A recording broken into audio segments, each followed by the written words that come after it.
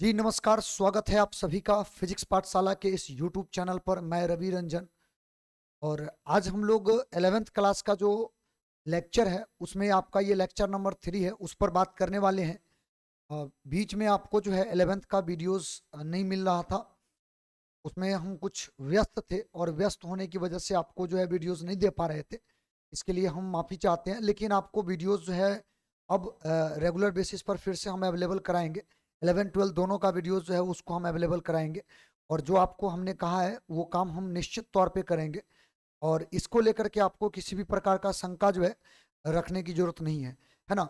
हम लोग पिछला जो वीडियो लेक्चर था वहां तक जो बात किए थे उसमें लाइट ईयर तक बात कर लिए थे, है ना। प्रकाश वर्ष हम लोग यूनिट डायमेंशन और मेजरमेंट ये चैप्टर पढ़ना प्रारंभ कर दिए थे। तो हमारा जो पहला जो प्रैक्टिकल यूनिट होता है डिस्टेंस का, उसमें आता है लाइट ईयर। इसके बारे में विशेष तौर पे हम लोगों ने बात कर लिया था, एक बार आपको रिकॉल करवा देते हैं, है ना। हमारा जो ये लाइट ईयर था, लाइट ईयर का मतलब था कि लाइट को एक साल में तय किया गया जो दूरी होता है उसको लाइट ईयर बोलते हैं। और हम लोगों ने कैलकुलेट किया था कि 1 लाइट ईयर जो होता है वो बराबर आपका आता है 9.46 इंटू 10⁻15 मीटर। इतना एक प्रकाश वर्ष के बराबर आता है।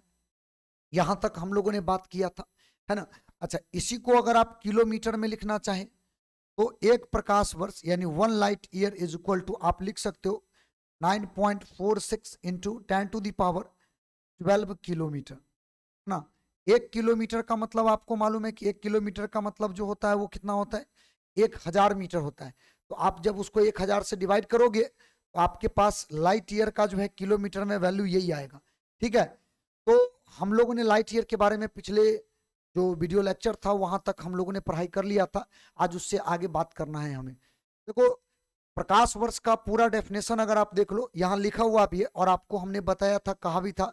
अगर आपने रिवीजन किया होगा तो आपको याद होगा, लाइट एक साल में जो दूरी तय करता है वो दूरी का मात्रा ये है। वैसे एक सेकंड में लाइट जो है करीब करीब 3 लाख किलोमीटर जो है दूरी तय कर रहा है। तो स्वाभाविक बात है एक वर्ष में बहुत ज्यादा दूरी तय करेगा। तो इस पर भी आपसे जो है छोटा मोटा क्वेश्चन बना करके पूछा जा सकता है। जैसे हम चाहते हैं कि पहले आपको एक क्वेश्चन दिखा दे, उसके बाद फिर हम आगे का जो भी हमारा मुद्दा है उस पर हम बात करेंगे, वो हमारा चर्चा का विषय होगा। क्वेश्चन आपसे कैसे पूछेगा आप देख लो। हम एक क्वेश्चन आपके लिए रखे हैं। इस क्वेश्चन को देख करके आप समझ सकते हो कि ये लाइट ईयर से जुड़ा हुआ ही क्वेश्चन है। इस क्वेश्चन में बोला ये है, कहता है कि प्रकाश को एक वर्ष में तय किया गया दूरी आपको यदि पता है तो मान के चलिए हमारे पास एक इस प्रकार का एग्जाम्पल बना करके दे दिया गया है कि दो ग्रह है, एक प्लेनेट 1 है, दूसरा प्लेनेट 2 है। और प्लेनेट 1 से प्लेनेट 2 तक लाइट को जाने में 5 वर्ष लगता है। आप समझ लीजिए यहां पर लाइट को एक प्लेनेट से दूसरे प्लेनेट, एक ग्रह से दूसरे प्लेनेट तक जाने में 5 साल लगता है।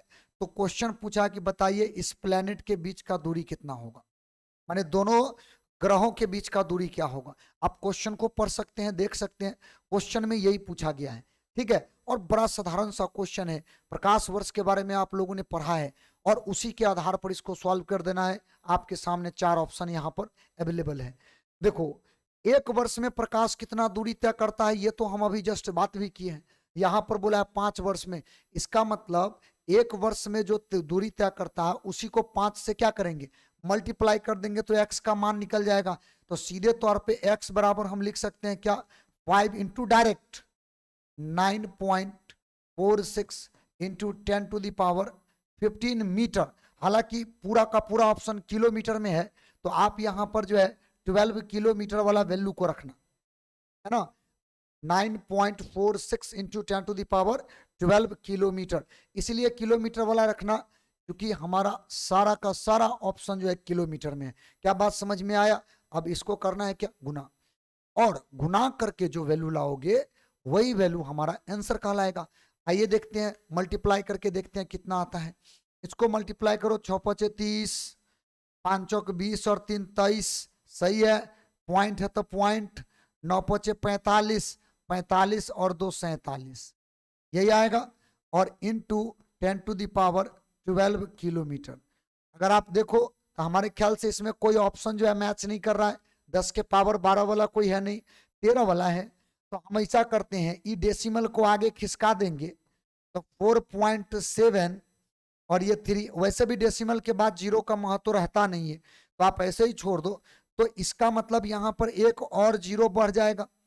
अगर आप ये डेसिमल को आगे खिसकाओगे तो एगो तो और 0 बढ़ जाएगा ना, बात समझे कि नहीं। तो ये हमारा जो है ऑप्शन में है भी, तो हमारा ये राइट आंसर हो जाएगा।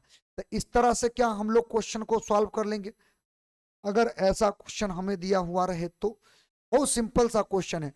अगर आप नोट्स बना रहे हैं तो आप इसका स्क्रीनशॉट ले सकते हैं, आप अपने नोट्स में इसको निश्चित तौर पे शामिल कर लेना। ये रिवीजन करने के दरमियान आपको याद दिलाएगा कि ऐसे टाइप के क्वेश्चन बनाए जा सकते हैं। क्लियर है यहां तक का बात। अच्छा, अब हम लोग वही दूरी का प्रैक्टिकल यूनिट देखेंगे, लेकिन आगे वाला यूनिट, इसके बाद का यूनिट। ठीक है, तो इसके बाद जो हमारे लिए जो यूनिट था जिसका हमने लिस्ट बनाया था, उसमें एक यूनिट होता है, इसको बोलते हैं एस्ट्रोनॉमिकल यूनिट, खगोलीय मात्रक। ठीक है, तो खगोलीय मात्रक क्या होता है। देखो, एक बात आपको समझ में आना चाहिए पहले से ही कि पृथ्वी जो है ना, सूर्य के चारों ओर जो चक्कर लगाती है, तब पृथ्वी कभी भी गोलाकार, पूर्ण रूप से गोलाकार पथ पर चक्कर नहीं लगाती है। वो जो चक्कर लगाती है, वो चक्कर कुछ इस प्रकार का रास्ता होता है जिसको अंडाकार बोलते हैं। वैसे इसको मैथमेटिक्स की भाषा में इलिप्टिकल, इलिप्टिकल बोलते हैं। इलिप्स है, इलिप्स दीर्घवृत्त हिंदी में इसको बोलते हैं। तो अंडा टाइप का जो आकृति है, इसी रोड पर ये जो है, या ये कह दो इसी पथ पर, रोड तो नहीं बना रहता है ना, रोड पर थोड़ी ना पृथ्वी गति करती है, वो तो एक पथ है, एक रास्ता है, उस रास्ता पर वो चारों ओर चक्कर लगाती है। अब अगर हम आपसे ये बोले, क्या ये सामने का और ये सामने का बीचों बीच जो लाइन काटा है, ये मिडिल पॉइंट है। मिडिल पॉइंट पर भी सूर्य नहीं होता, सन यहां भी नहीं होता, वो किसी एक यहां पर कोना वाला पोर्शन जो होगा, इन दोनों के माने कहीं पर कोई डिस्टेंस होगा जहां पर ये सन अवेलेबल होता है। अच्छा, पृथ्वी इसके चारों ओर चक्कर लगाती है। अब जरा सोच के देखो, पृथ्वी अगर इस पथ पर अलग अलग पोजीशन पर होगी तो क्या सन से उसका जो दूरी होगा एक जैसा होगा? तो बिल्कुल नहीं। यहां से आप देख लो, डिस्टेंस कुछ और होगा, यहां से कुछ और होगा, यहां से कुछ और होगा, यहां से कुछ और होगा, यहां से कुछ और होगा, यहां से कुछ और होगा। अलग अलग पोजीशन पर सूर्य और पृथ्वी के बीच का जो दूरी है वो अलग अलग होगा। इसीलिए अलग अलग होगा क्योंकि ये सर्कुलर रास्ता नहीं है। और सेंटर पर सूर्य है नहीं, पूर्ण रूप से जो सेंटर बनेगा उस पर है नहीं, क्योंकि रेडियस कांस्टेंट होता है। तो उस केस में अगर ये सर्कुलर मोशन करती तो उस केस में ये क्या होता, बराबर होता। माने रेडियस बराबर, इसका मतलब हर पॉइंट का डिस्टेंस जो होगा सन से बराबर। लेकिन अब इस परिस्थिति में देखो, तो क्या सूर्य, ये सूर्य का है, ठीक ना, यहां पर जो है सन है, यहां पर सन है और ये अर्थ है। तो अर्थ और सन, पृथ्वी और सूर्य के बीच का दूरी कांस्टेंट नहीं होता है। बात समझ में आया?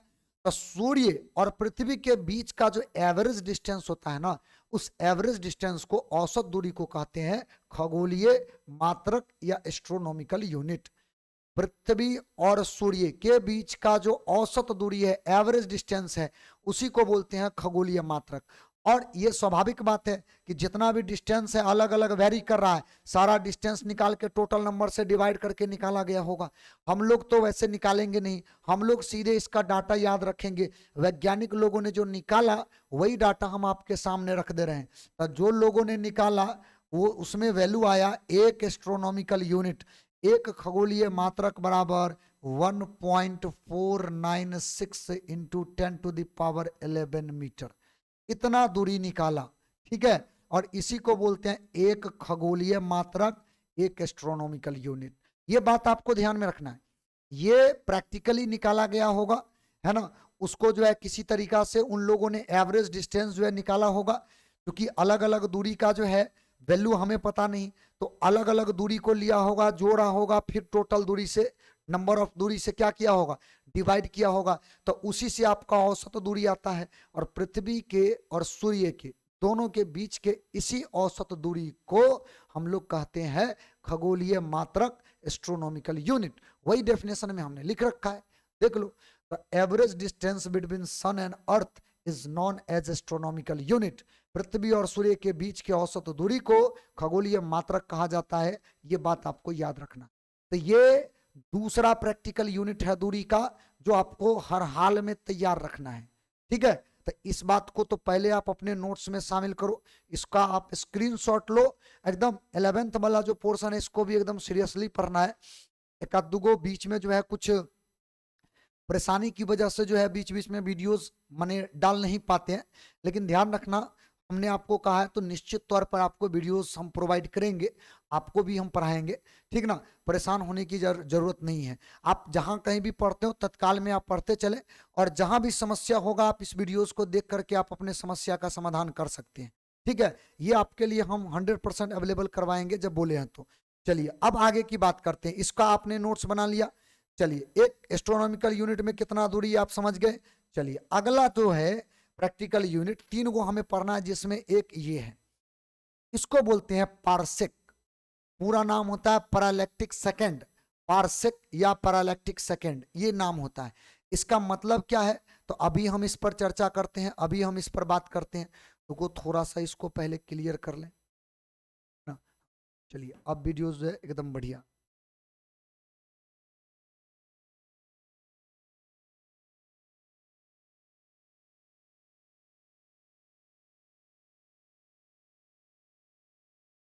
ठीक, देखो इसमें क्या है कि आपको कहेगा कि पैरालैक्टिक सेकंड या पारसेक क्या है।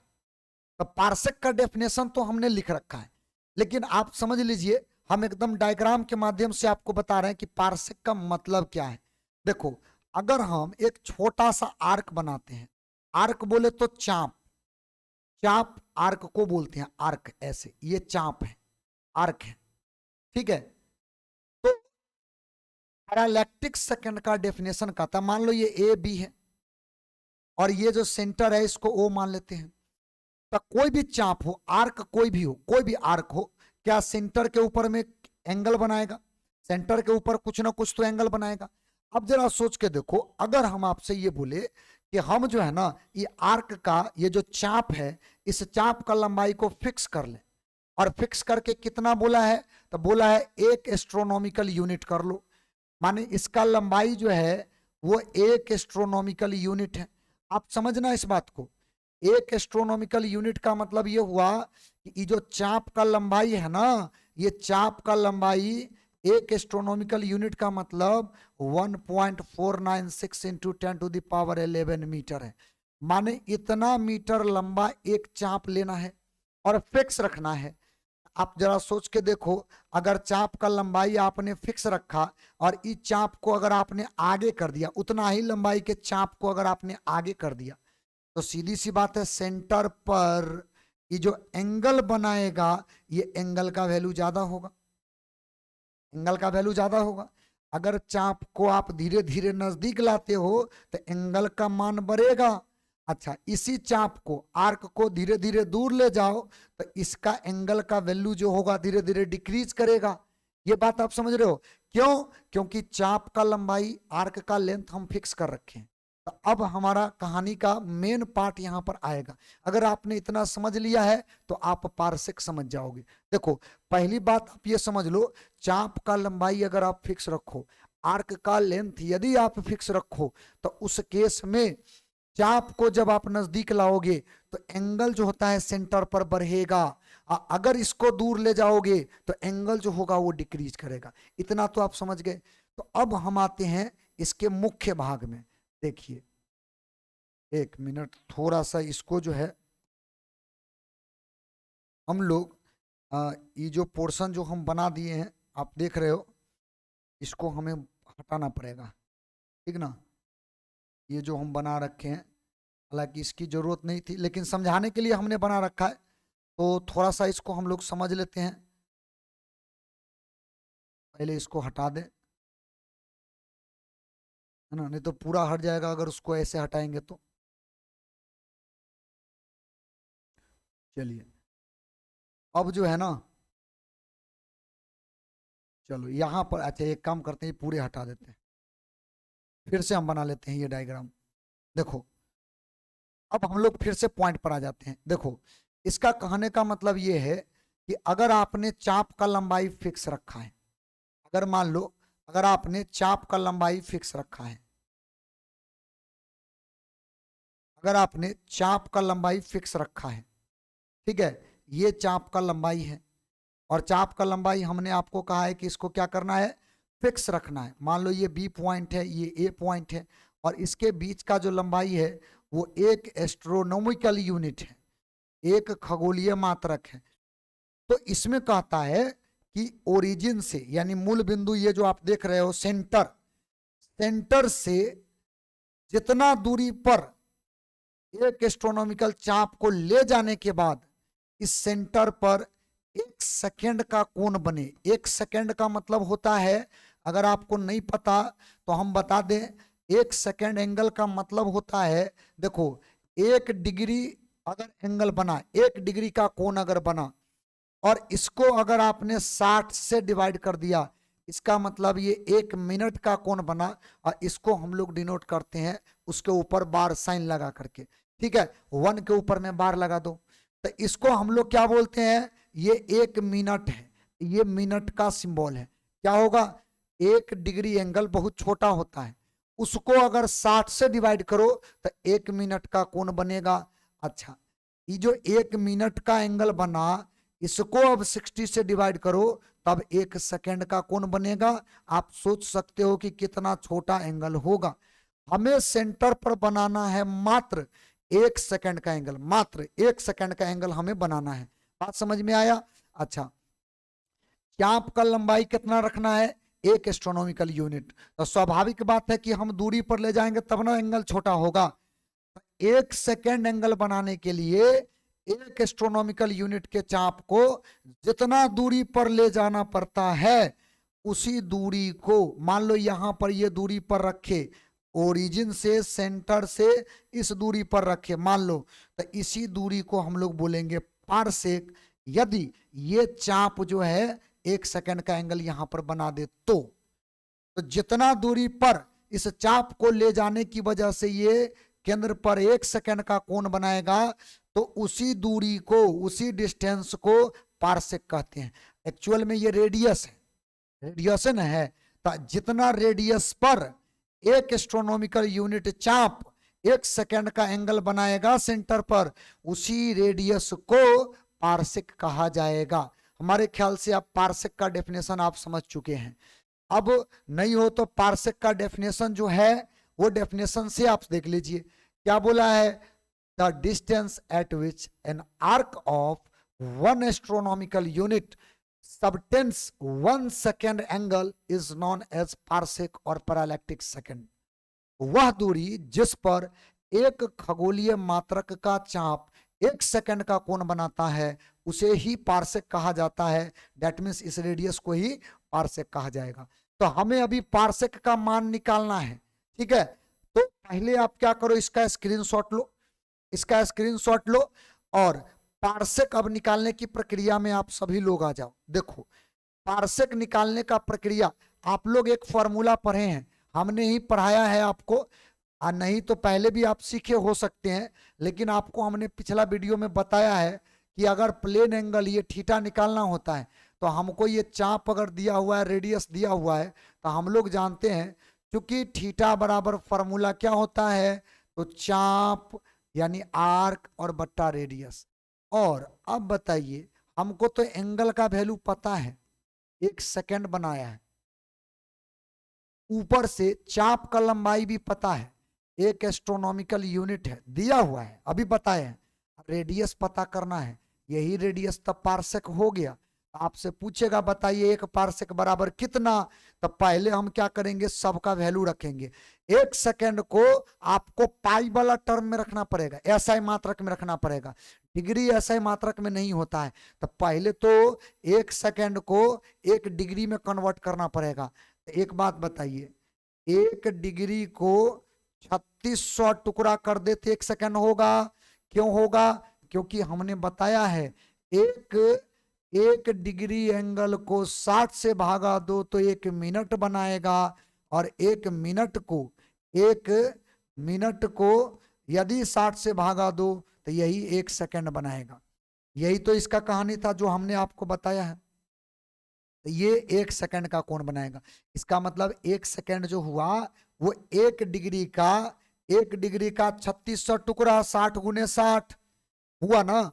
इसीलिए क्या 1 सेकंड को 1 डिग्री बट्टा 3600 लिख सकते हैं? तो बिल्कुल लिख सकते हैं, लेकिन हमको वैल्यू चाहिए एंगल SI यूनिट में। और आपको हमने बताया है प्लेन एंगल का जो SI यूनिट होता है वो रेडियन होता है, तो रेडियन में हम वैल्यू रखेंगे। तो रेडियन में लिखने के लिए हमको जो है इसमें करना क्या पड़ेगा, पाई बट्टा 180 इससे मल्टीप्लाई करना पड़ेगा। 1 डिग्री के जगह पे आप जब लिखोगे तो आपको ऐसे लिखना पड़ेगा, क्योंकि पाई रेडियन बराबर होता है 180 डिग्री। ठीक है, तो अगर हम इसको लिखना चाहे रेडियन में, आंसर हमको रेडियन में चाहिए, तो हम क्या 180 गुना 1 डिग्री नहीं लिख सकते? तो 180 नंबर बन गया। अब इन नंबर को इधर फेंकेंगे तो 1 डिग्री बराबर पाई बट्टा 180 रेडियन नहीं आ जाएगा। तो ये जो डिग्री है इस डिग्री के जगह पे हम ये रख देंगे तो हमारा ये इतना आ जाएगा। खैर चलो हम ऐसा करते इसको बाद में लिख लेंगे, लेकिन हमारे ख्याल से आप समझ गए कि इसका मतलब क्या होता है। चलिए आगे बढ़ जाइए। एक एस्ट्रोनॉमिकल यूनिट 1.496 इंटू 10⁻11 ऐसा ही था और सब मीटर में था, और नीचे तो 1 पारसेक।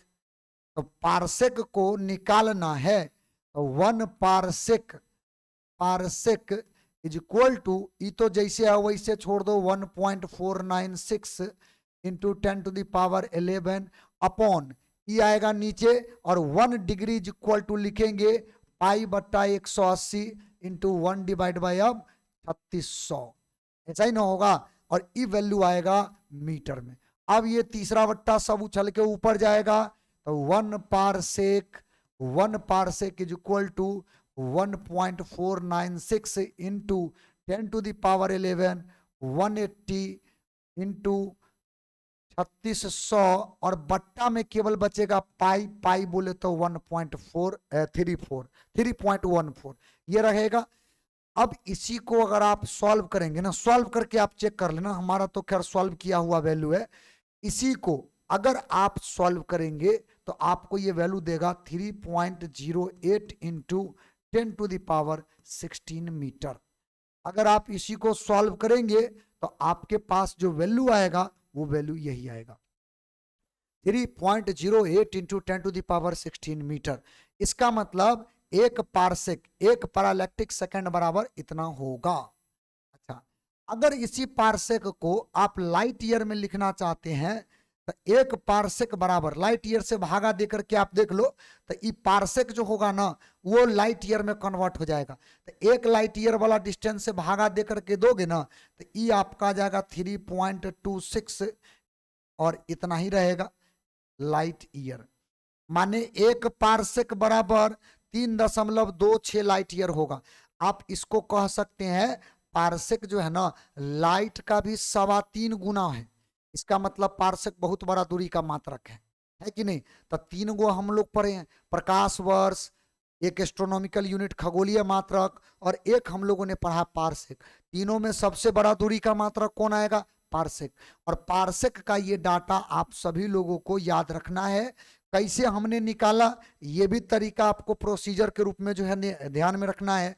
आने वाला समय में 11th के एग्जाम में जो है कभी कभार ये पूछ देता है, तो पहले तो आप ये वाला पूरा डाटा को नोट करो और इसका जो है नोट्स बनाओ बढ़िया से, और ये तमाम चीजें तैयार रखना एकदम सिलसिलेवार तरीका से, सिस्टमैटिक तरीका से आपके सामने हम सारा चीजें जो है प्रेजेंट करेंगे।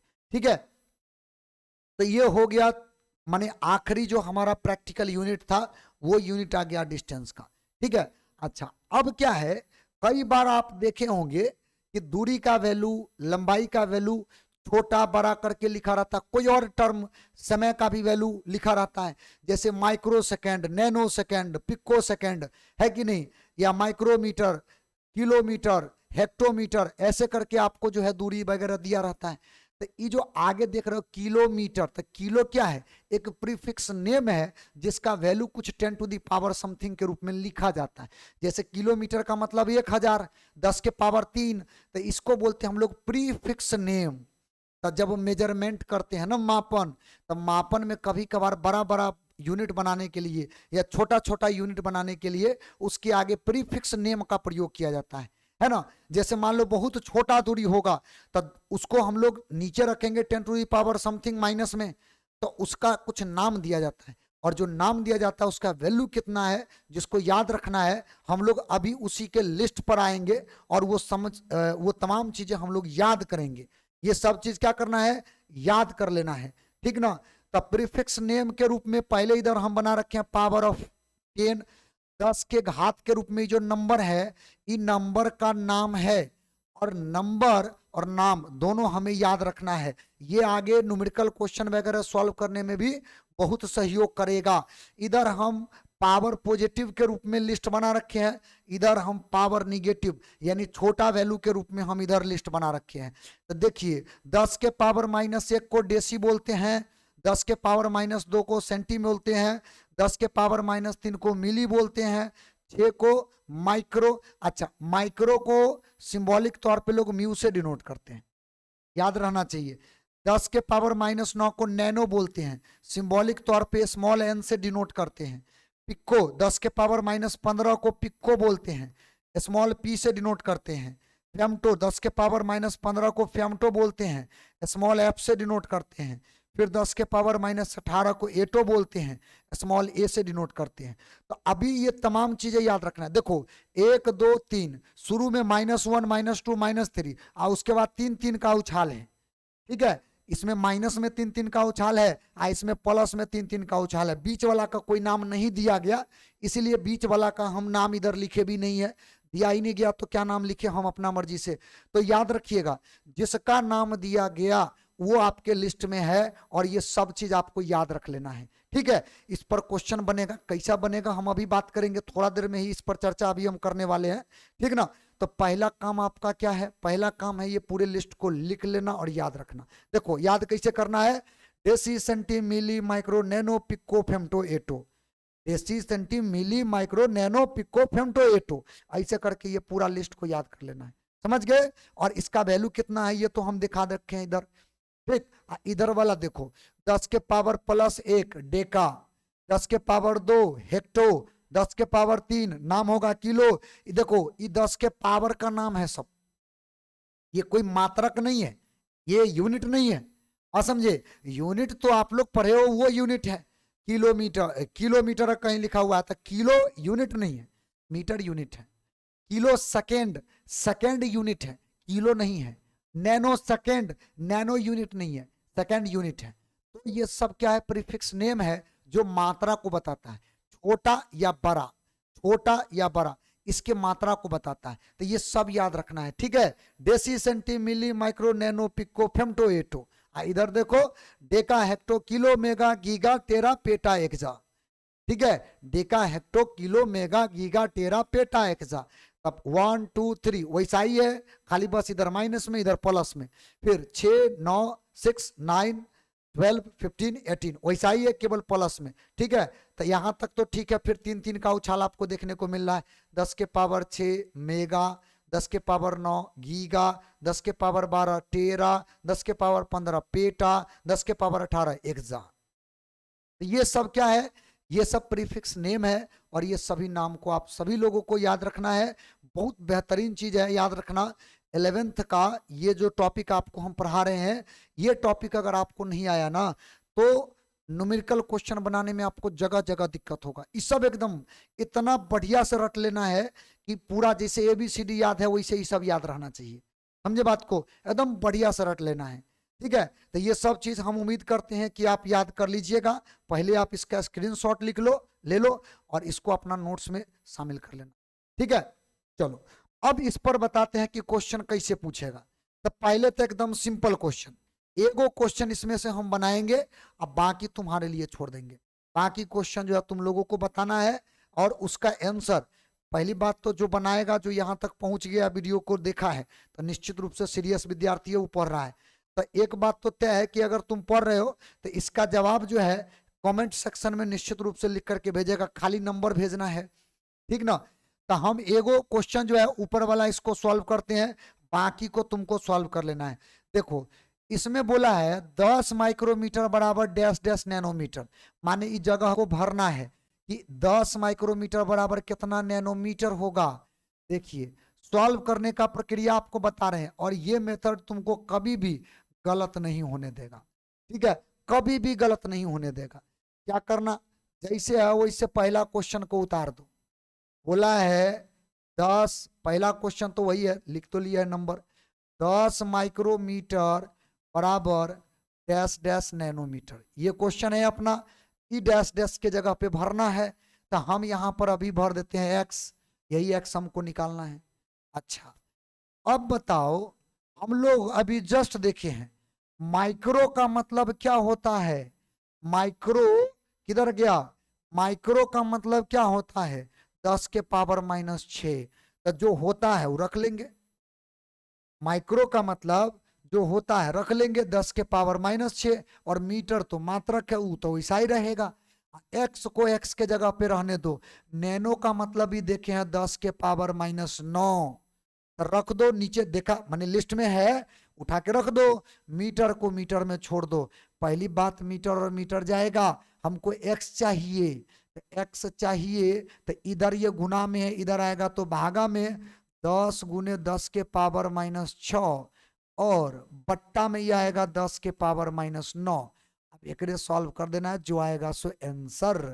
कैसे करेंगे, इसको ले चलेंगे ऊपर, तो ऊपर ले चलेंगे तो एगो तो 10, 10 के पावर -6, ऊपर ही जाएगा तो 10 के पावर +9, ठीक ना। एगो 10 और ये मिल करके x बराबर तुमको देगा 10 के पावर +10 गुने 10 के पावर -6।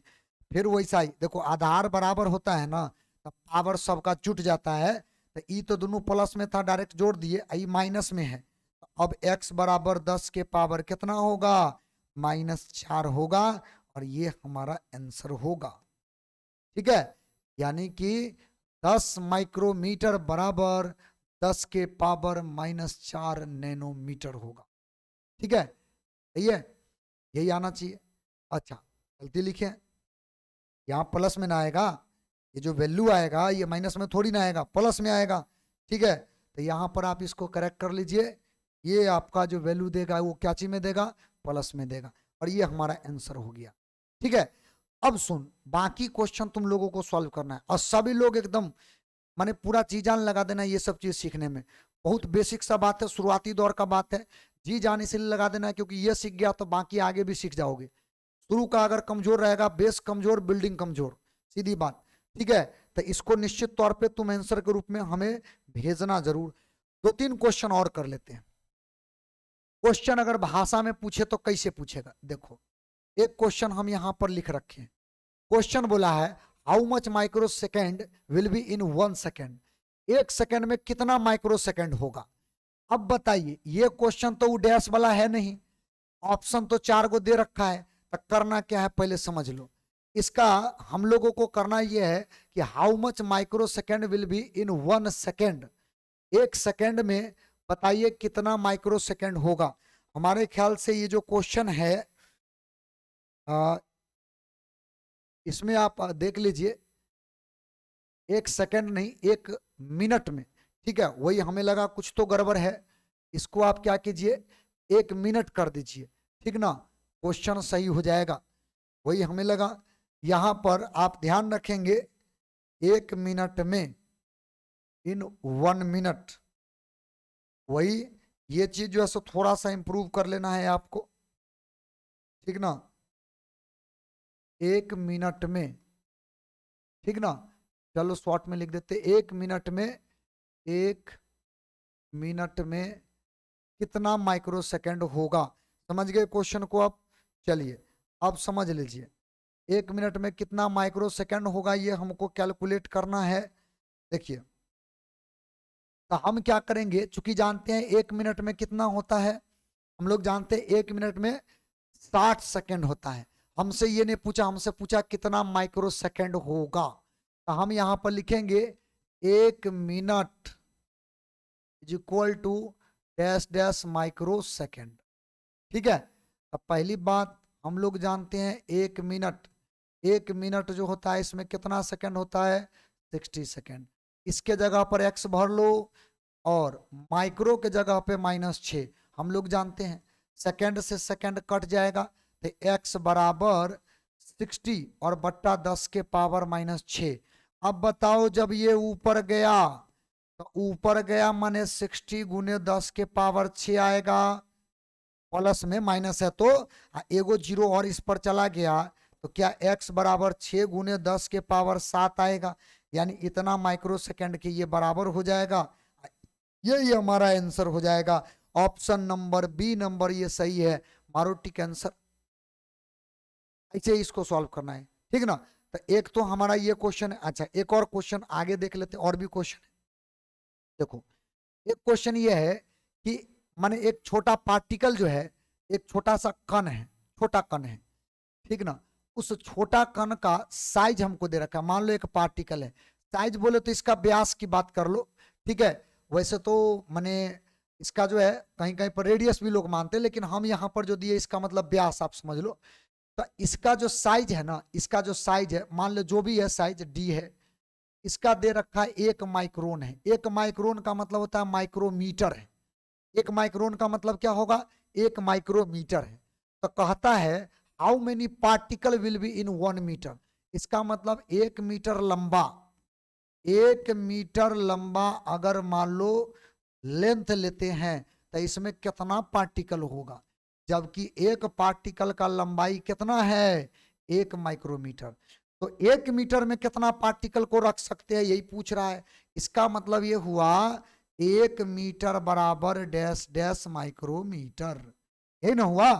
1 मीटर बराबर डैश डैश माइक्रोमीटर, तब ना नंबर निकलेगा। तो हम यहां से करेंगे क्या, 1 मीटर को 1 मीटर में ही छोड़ दें, इसके जगह x भर दें, और माइक्रो का मतलब आपको पता है 10 के पावर -6। मीटर से मीटर जाएगा, इधर 1 बचा, उधर x के 10 के पावर कितना -6, तो x बराबर इधर जाएगा 1 बट्टा 10 के पावर -6। अब इसी को ऊपर ले जाओ तो 10 के पावर 6, मतलब 1 मीटर लंबाई में 10 के पावर 6 इतना छोटा छोटा पार्टिकल रखा जा सकता है। यही बात है, और हम उम्मीद करते हैं आप समझ गए होंगे। ये हमारा आंसर, यही हमारा क्या होगा आंसर।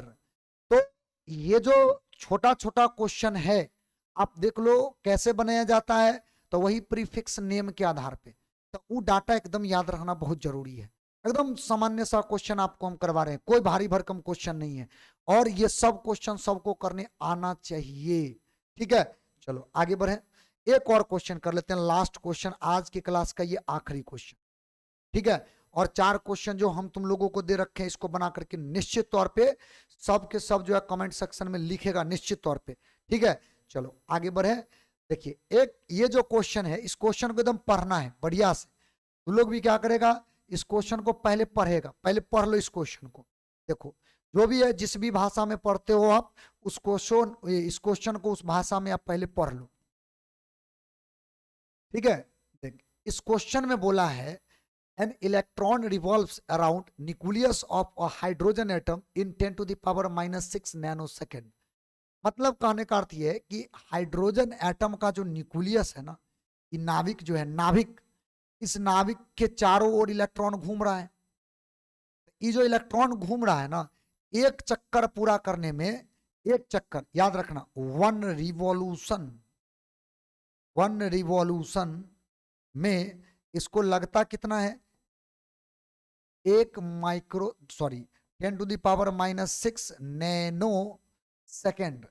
ठीक है, नैनो सेकेंड, 10 के पावर -6 नैनो सेकेंड लगता है एक चक्कर पूरा करने में। तो हमको इसमें क्वेश्चन में बोला है, फिर से हम यहाँ पर क्या किए हैं कि find number of revolution in 1 second, फिर से हम 1 सेकेंड लिख दिए। हमारे ख्याल से यहाँ पर जो होगा, हाँ ठीक 1 सेकेंड लिखें, ये ठीक है, ये क्वेश्चन सही है, क्योंकि नैनो सेकेंड है ना, छोटा सेकेंड है। ठीक ना, तो 1 सेकेंड में कहता है कितना चक्कर लगाएगा, माने 1 नैनो सेकंड में ये एक चक्कर पूरा 10 के पावर माइनस 6 नैनो सेकंड में ये एक चक्कर पूरा करता है। तो 1 सेकंड में कितना चक्कर पूरा करेगा?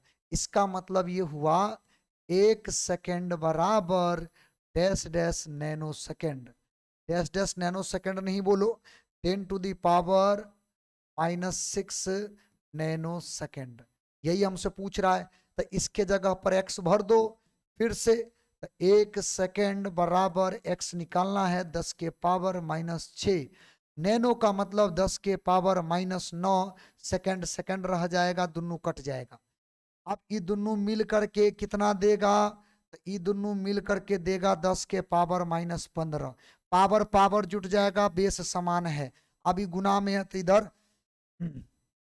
भागा में आएगा, 1/10 के पावर माइनस 15, यही ऊपर जाएगा तो 10 के पावर प्लस में 15। इसका मतलब ये हुआ कि एक इलेक्ट्रॉन हाइड्रोजन परमाणु के नाभिक के चारों ओर 10 के पावर माइनस 6 नैनो सेकंड में अगर एक चक्कर पूरा करता है तो 1 सेकंड में ये इतना चक्कर पूरा करेगा। इतना खतरनाक रफ्तार में ये चक्कर पूरा कर रहा है। 1 सेकंड में 10 के पावर 15 दफा ये क्या करेगा? घूमेगा, रिवॉल्व करेगा। तो ऐसा भी क्वेश्चन दिया जा सकता है। क्वेश्चन पूछने का जो पैटर्न है वो पैटर्न ऐसा भी हो सकता है, लेकिन बनाने का तरीका वही रहेगा जो आपको हमने शुरू में बताया था, फिल इन द ब्लैंक्स के टाइप का। तो जितना बात आज अब हमने आपको बताया है, ऐसे टाइप का जितने भी क्वेश्चंस आपको देखने को मिल जाएंगे अलग अलग किताबों से या जहां से भी, ऐसे क्वेश्चन को आप निश्चित तौर पे सॉल्व करो, खूब प्रैक्टिस करो, ये तमाम बात को एकदम बढ़िया से तैयार रखो। ठीक है, तो अगले क्लास में अब फिर हम बात करेंगे। आज का जो वीडियो लेक्चर है इसको हम यहीं पर रोकते हैं, और 11th क्लास का भी वीडियोज आपके लिए हम अवेलेबल करवाते रहेंगे। आपको चिंता नहीं करना है, हमने जब आपको कहा है कि हम आपको पढ़ाएंगे तो पढ़ाएंगे, निश्चित तौर पे पढ़ाएंगे।